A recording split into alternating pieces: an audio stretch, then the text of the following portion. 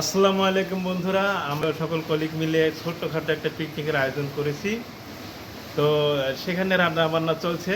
তাই একটু পরে আমরা দেখাবো সেই রান্না বান্নার যে কার্যক্রম চলছে, সেই কার্যক্রম দেখাতে আমরা নিয়ে যাব একটু পরেই।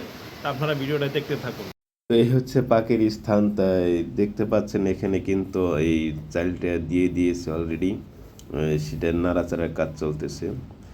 তো যিনি দেখতেছেন ঘুরতেছে, তো উনি কিন্তু আমাদের বস। উনি খুব সুন্দর পাক করে।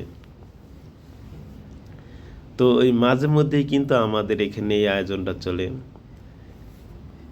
তো যাই হোক, এখন ঢেকে দেওয়া হলো একটু জাল হওয়ার জন্য।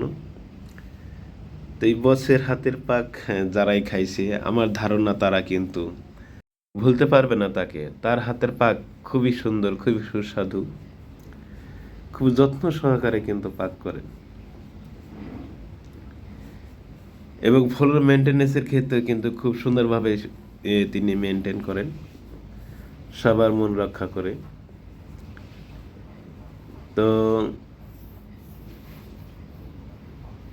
এখন দেখছেন একটু লবণ দিয়ে দিল, লবণ হয়তো একটু কম হয়েছিল, সেজন্য একটু লবণ দিয়ে দিল আবার।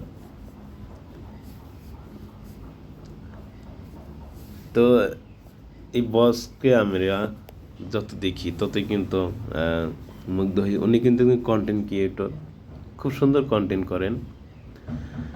তো ওনার প্রোফাইলের নাম হয়েছে সরল পথ। খুবই সুন্দর কন্টেন্ট তৈরি করেন উনি, এবং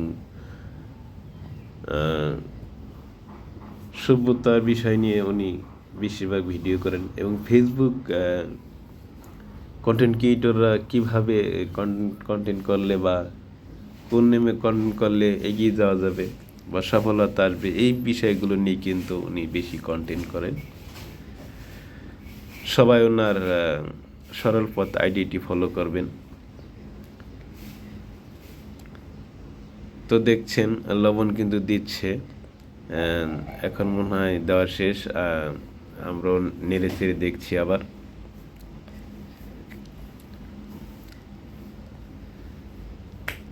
তো এখানে সহযোগিতায় রয়েছে আমাদের আরেক সুপারভাইজার ফারুক ভাই।